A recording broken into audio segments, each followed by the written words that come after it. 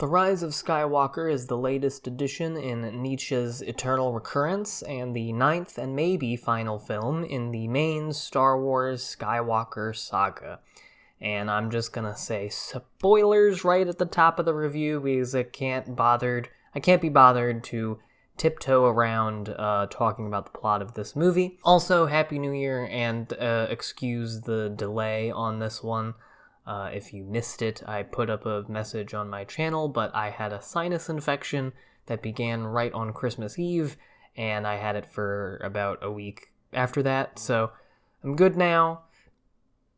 Let's talk about fucking Star Wars for the millionth time. In this film, Rey must confront Emperor Palpatine, who is back from the dead through means that the movie has no interest in telling us about, by finding the Sith Wayfinder that will take her to the big planet where he has a giant fleet of 1 million Star Destroyers that all have the power of a Death Star in them, while also trying to convince her boyfriend Kylo Ren to stop being angry.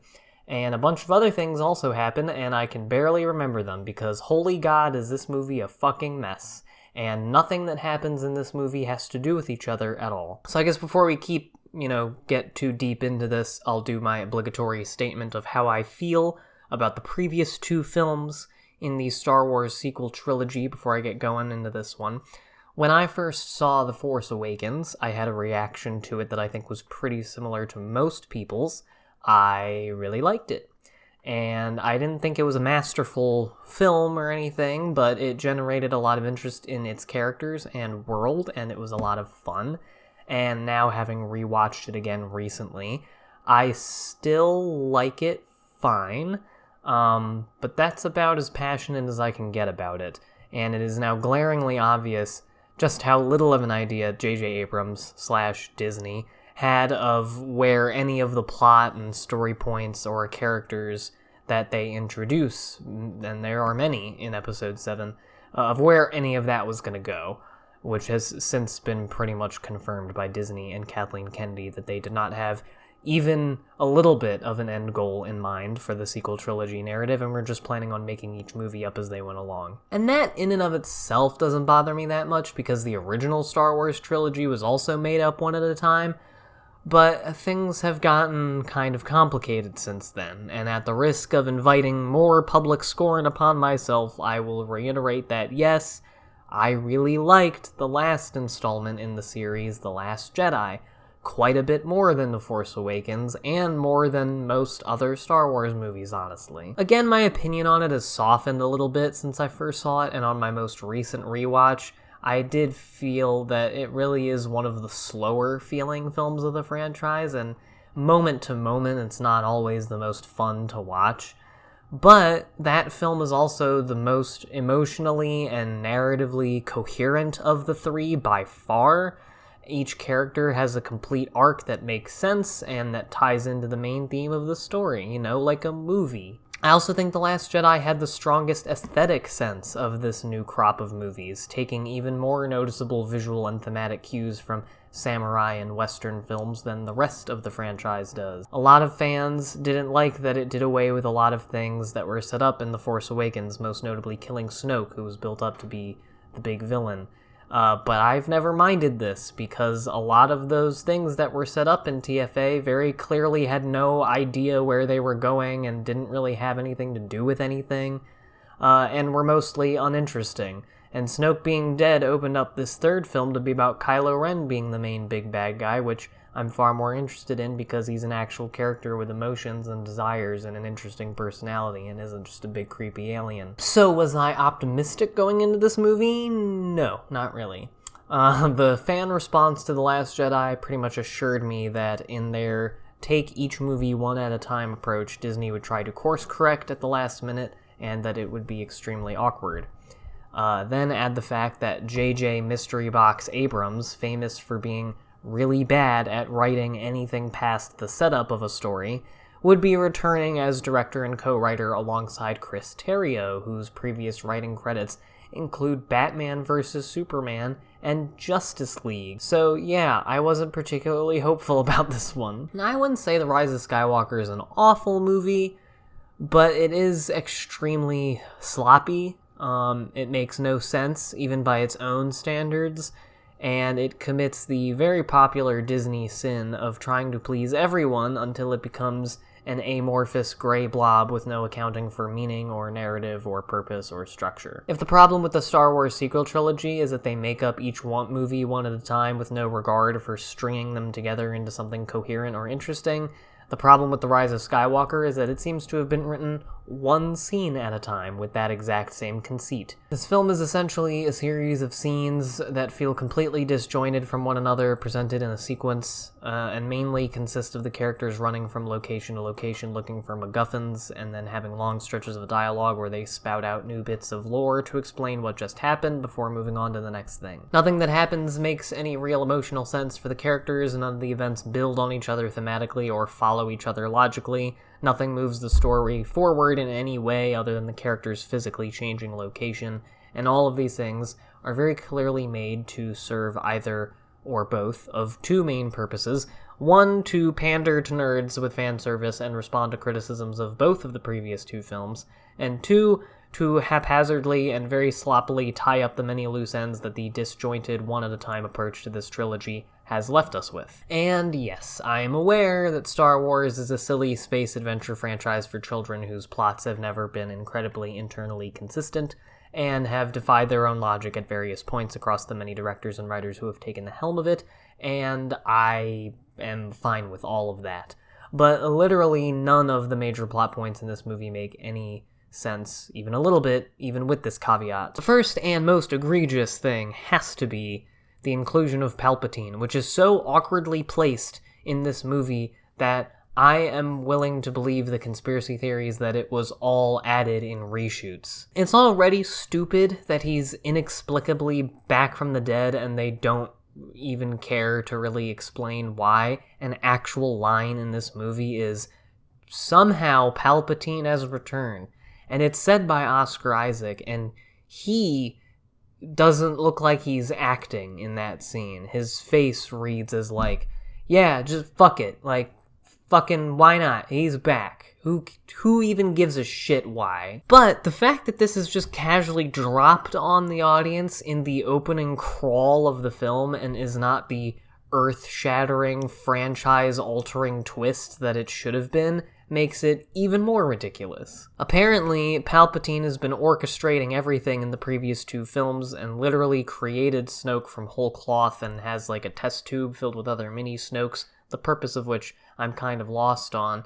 And his plan, vis-a-vis Rey killing him and taking his throne, undergoes like 3 alterations over the course of the film, and none of them make sense. Several new characters are introduced and then given precisely nothing to do. Objects and famous lines from previous films make random appearances meant to spark nostalgia, even though their place in the story makes no sense. And lots of plot things happen that are immediately resolved and are of no consequence, like C-3PO having his memory wiped, and Chewbacca dying, but not really. The character moments are confusing and don't make any emotional sense. Everyone is sexless and has no motivations outside of doing the next plot thing. Finn has been done so dirty after having an actually interesting arc in the last film where he learns to care about a cause instead of just himself.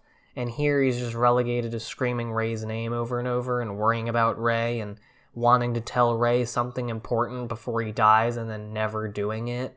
And it very clearly seemed to be that he wanted to say he was in love with her, but now JJ Abrams says that he just wanted to tell her that he's force sensitive, and I'm just going to assume that Abrams is lying about that because that's fucking stupid. Finn and Poe are both given little love interest characters so that we know they're definitely not gay because that would have been cool. And then those love interests never even pan out or go anywhere, and they just awkwardly fizzle out by the end. Leia dies in a very strange way that I've heard a million different interpretations of, and I'm pretty sure even the writers don't know exactly what happened in that scene. Kylo Ren's redemption itself is, like, fine. I'm okay with it. And he and Rey's relationship has always been my favorite part of this trilogy, so their little kiss at the end was nice to see, but it also felt completely unearned. And you could basically say that for every big emotional moment in this movie. They all give the affect of these big consequential moments without any regard for meaning or emotion or dramaturgic sense. This movie feels like an algorithm's attempt to write the end of the Star Wars franchise by just vaguely emulating Star Wars-y moments and lines, but nothing comes together into any sort of coherent story. Nothing follows logically or emotionally, and it leaves all of these moments feeling uninspired and unearned. At this point, this review is just me listing all the things in this movie that are dumb that I remember happening, but that's pretty much what the movie is, and how I experienced it when I was watching it. Just a series of events that don't make much sense no matter how you look at them, all presented in a sequence. Now, a common complaint that I heard after The Last Jedi came out was that it left the sequel trilogy story with nowhere to go.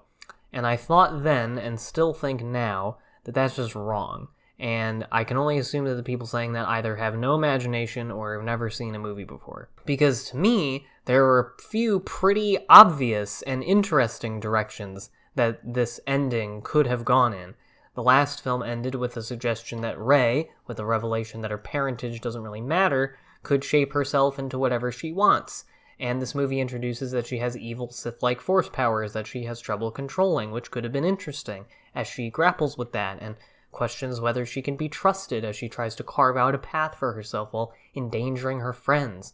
But this story thread goes nowhere, and she actually is given an important last name, and she manages to control it just by doing it better. The last film ended with Finn bringing himself to care about the greater good and not just look out for himself, and this film introduces him to a fellow former child slave stormtrooper who defected after being ordered to fire on civilians just like he did, and the completion of his arc as he becomes force sensitive could have been to help free other stormtroopers and use them as parts of the resistance. This could be his big contribution to the rebellion because all of those stormtroopers would have insider knowledge of the remaining forces of the, First Order's weaknesses. But no, he just yells at Rey the whole time. Poe ended the last film having learned how to be a good leader rather than a hothead obsessed with flexing. And he could have come into that leadership role in an interesting way here. Maybe closed his relationship with Leia in an interesting way. But no, he just remains snarky gunman who all we learned about him in this is that he dealt drugs once, and that fact doesn't factor into the story at all. The last film ended with the Resistance depleted, but with a suggestion that the Force is not exclusive to certain people, and that tons of people all across the galaxy could be risen up to fight the First Order.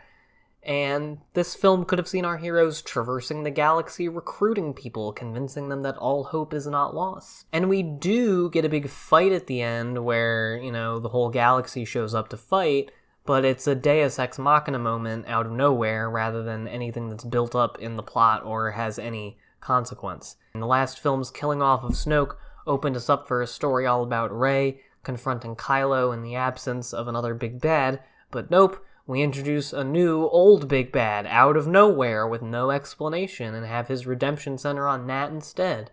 And the culmination of Reylo ultimately just feels muddled as a result. It's like they tried to avoid any possible interesting direction that would have made sense that they could have taken this film, and every idea they do present that could be interesting is immediately undercut, muddled, or retconned by something else. Now, I would not want this review to go by without saying the few things about the movie that I like, but they're pretty general. It's a mostly fun movie to watch on a purely moment-to-moment watching it level. JJ Abrams is very good at giving the affect of the emotion he wants you to feel in that moment and making moments feel big, even if none of those moments build on each other or matter at all. He also is good at keeping things moving fast enough so that you don't really have time to think about any of this shit, which is why I felt much better about this movie right when I came out of it than I did an hour later when I actually started digesting what happened. But it is chock full of Star Wars-y moments, and I am a fan of the franchise, so some of the fan service-y moments did work for me. So, yeah. It's also good that I like many of these characters and that they're played by good actors who are really doing their best with the material, especially Adam Driver as Kylo Ren, who is acting his dick off in all three of these movies and has really made that character really the only main one in this trilogy who feels consistently emotionally compelling across all three of them and like an actual believable person. The visual effects are as impressive looking as ever, and one thing that Disney Star Wars movies have had over the MCU is an actual aesthetic and color palette, and while nothing about this movie is exceptionally amazing looking, there are still a good number of shots that are pretty beautiful in their own right. I like Babu Frick, just because his name is silly. I like C-3PO, he's funny in it. I liked when Harrison Ford showed up and touched Ben's face, that was cute. Some of the environments were neat looking and made for interesting set pieces, and the action sequences were, fine enough. As stupid as it is to have Palpatine in this movie, and I really wish they hadn't done it, Ian McDiarmid is fun. He's always nice to see on screen. He always gives 110% and is just so delightfully evil. He's chewing it up in this one. So, that was cool, I guess. And that's about it. This movie feels very lazy and very cynical and very sloppy, and very little of it makes sense. Nothing that happens build on anything else narratively. Everything just kind of happens. And honestly, I know fanboys will hate me for saying this, but this franchise's story feels a lot stronger to me if you act like it ended with The Last Jedi.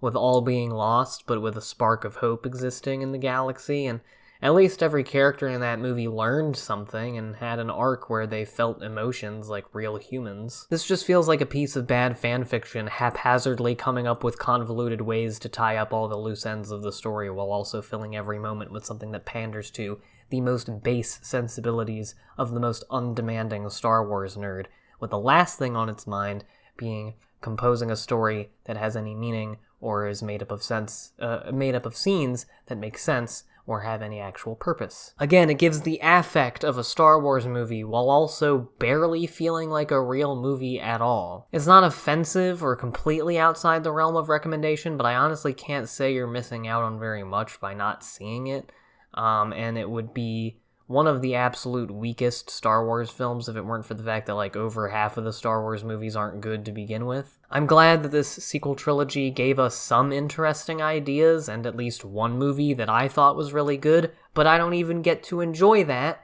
because every time someone brings up that movie, we have to have the dumbest fight of all time with all the most insufferable fucking people on the internet who the makers of this film absolutely gave into. And lo and behold, it created one of the most nondescript and thrown-together big studio films I have seen in a few years. And between this trilogy and the two anthology films, which I also do not really like, Disney is apparently hell-bent in making us all never want to hear the words Star Wars ever again. So that's all. I'm going to give The Rise of Skywalker a 5 out of 10. Pretty disappointed in this one. Can't say I was all that surprised, though. I was kind of thinking that they would be able to at least make a narrative that felt like a cohesive thing and not just a smattering of ideas that don't go anywhere or make any sense or have anything to do with each other.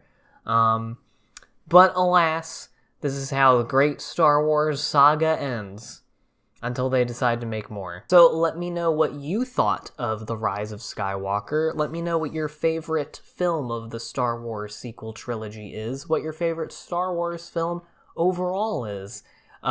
Empire Strikes Back is still undefeated, in my opinion. So at least we'll always have the good original movies. Nothing will ever change that. And I'm honestly just kind of glad that this trilogy is done. I know they're not going to give up on Star Wars. They're going to keep running it into the ground until we literally demand that they stop making them. And it's so funny that this trilogy is going to be unfavorably compared to the MCU, because, that series actually did have a planned outline of where everything was going to go, but the caveat there is that exact formula of where every movie needed to end up and how every movie needed to feel is precisely what makes those movies so boring and uninteresting to me, and all of that is just plot, and it doesn't really work toward a point. It doesn't really have a purpose. And now Star Wars also feels like that, even though there were inklings of an actual narrative in the 7th and 8th film. So yeah, Disney is just slowly removing all of the meaning and purpose from every scene of every movie. Everything is just there for that specific moment that you're watching that scene of, hey, you just remember that old thing, and it's really good, right? Yeah, you're feeling it. It feels like a movie right now, right? And that's just every scene of every movie. But then when you look back and kind of take the zoom off the lens and look at the entire product, it's like, oh, well, why does this exist? You know, why should I give a fuck about this? Why did people slave for 3 years to make this thing? Why did we allocate $200 million to making this cultural product?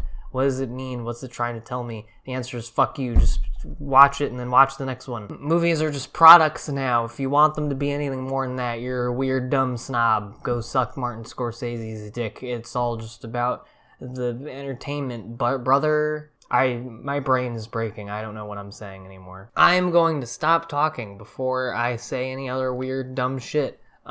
Stay tuned for more of me catching up on the movies from 2019 that I have seen, and then we're gonna do Oscar stuff, and we're gonna do end of the year favorite movie stuff. It's gonna be really cool. Bada boom, bada bing. Thank you for watching, and Happy New Year, and I will see you next time.